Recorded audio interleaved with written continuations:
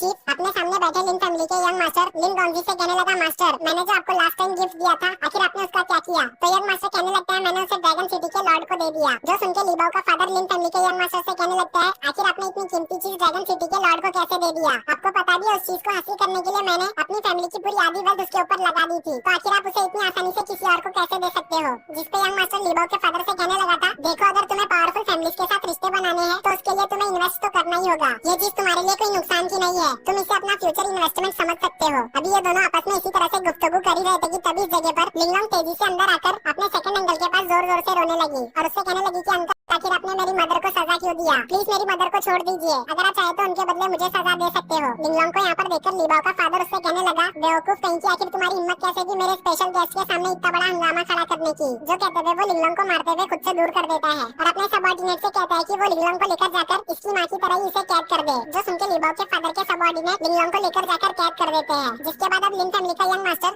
यहाँ से जाते हुए लिबाओ के फादर से कहने लगा, मैं आराम करने के लिए जा रहा हूँ, इस वजह से मुझे डिस्टर्ब मत करना, लेकिन हाँ अगर मेरा किलर वापस आया तो मुझे फौरन से खबर कर देना। जो सुनकर लिबाओ का फादर उससे कहता है कि आप बेफिक्र हो जाए, वो जैसे ही जेसन को मारकर वापस आएगा मैं आपको फौरन से खबर कर दूंगा। इसी के साथ हमारा सीन शिफ्ट होकर जेसन और मिस फेंगर के ऊपर आता है, जो कि लिन फैमिली के किलर से बचकर भाग रहे थे। लेकिन ये किलर भी बहुत ही ज्यादा ढीठ था, वो तो इन दोनों का पीछा छोड़ने का नाम ही नहीं ले रहा था, जिस वजह से अब जेसन फौरन से यूटर्न मारते हुए इस किलर के ऊपर अपने डिवाइन हिट से हमला करने चला गया। लेकिन अब जेसन और इस किलर के कल्टिवेशन लेवल में एक बहुत ही बड़ा गैप आ चुका था, इस वजह से इस किलर ने जेसन को बहुत ही आसानी से घायल कर दिया। जो देखते साथ ही मिस फेंगर भी उसके ऊपर हमला करने लगी, लेकिन ये किलर बहुत ही तेजी से मिस फेंगर के सभी हमलों को डॉज करते हुए मिस फेंगर के बहुत ही ज्यादा करीब आ जाता है और अब वो मिस फेंगर को घायल करने ही वाला था कि उसी वक्त जेसन ने अपने डिवाइन हिट से इस किलर के सर के ऊपर वार कर दिया, जिस कारण इस किलर को बहुत ही ज्यादा गुस्सा आ जाता है। वहीं पे जेसन उल्टा इस किलर को जोकर बोल के चिढ़ा रहा था, साथ ही साथ वो उससे कह रहा था कि तुम्हारा टारगेट मैं हूँ, इसलिए तुम वहाँ क्या कर रहे हो, चलो जल्दी से आओ और मुझे पकड़ कर दिखाओ। अब जेसन को उकसाने की वजह से इस किलर का गुस्सा तो 7वें आसमान में पहुँच चुका था, इस वजह से वो बिना वक्त गवाए तेजी से जेसन का पीछा करने लगा। साथ ही साथ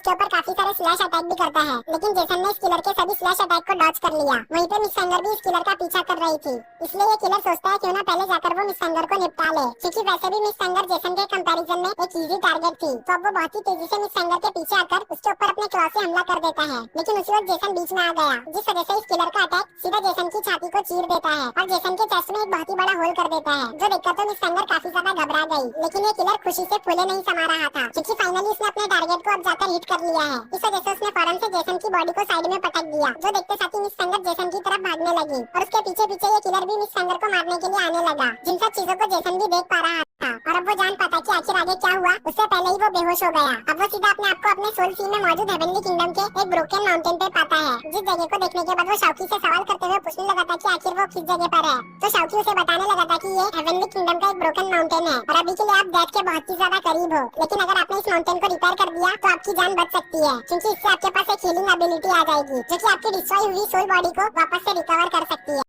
जो सुनते साथ ही जेसन फौरन से इस माउंटेन को रिबिल्ड करने के काम में लग जाता है, जिसमें कि शाओकी भी जेसन का साथ दे रहा था। वहीं पे हम बाहर की तरफ मिस फेंगर को देखते हैं, जो कि इस किलर के लास्ट अटैक की वजह से बहुत ही बुरी तरह से घायल हो चुकी थी। अब ये किलर मिस फेंगर के पास जाकर उससे कहने लगा था कि अब तो वो लड़का भी नहीं रहा, इस वजह से चलो मैं भी देखता हूँ कि आखिर तुम्हें कौन बचाता है। जो कहते साथ ही वो मिस फेंगर को मारने के लिए उसके ऊपर अपना आखिरी अटैक करने लगा, लेकिन उससे पहले एक रॉड आकर उसके हाथ में घुस जाता है, जिस वजह से वो मिस फेंगर को नहीं मार पाता। तभी हमें पता चलता है कि मिस फेंगर की जान को बचाने वाला और कोई नहीं बल्कि उसी का गार्डियन लियानबाओ है। और अपने गार्डियन लियानबाओ को यहाँ पर देखकर मिस फेंगर भी थोड़ा से रिलैक्स हो गई। अब गार्डियन लियानबाओ फौरन से मिस फेंगर के पास आकर उसे संभालते हुए उससे पूछने लगा, मिस आप ठीक तो, कहीं आपको कोई चोट तो नहीं आई? लियानबाओ की बात सुनकर मिस फेंगर उससे कहने लगी, आप मेरी फिक्र ना करें, मैं बिल्कुल ठीक हूँ, लेकिन अभी के लिए जेसन की हालत बहुत ही ज्यादा खराब है, इसलिए जल्दी से जाकर उसे बचा लीजिए। तो गार्डियन लियानबाओ फौरन से जाकर जेसन को चेक करने लगे, जहाँ पे जेसन को चेक करने के बाद उन्हें पता चलता है कि जेसन की सोल बॉडी पूरी तरह से डिस्ट्रॉय हो चुकी है, इस वजह से अब जेसन का जिंदा बच पाना बहुत ही ज्यादा मुश्किल है। तो मुझे लगता है कि अब हमें यहाँ से चलना चाहिए, लेकिन मिस फेंगर उसे जवाब देती है कि मैं जेसन को छोड़कर यहाँ से कहीं नहीं जाऊंगी, क्योंकि जेसन की ये जो हालत है वो मुझे बचाने के चक्कर में हुई है।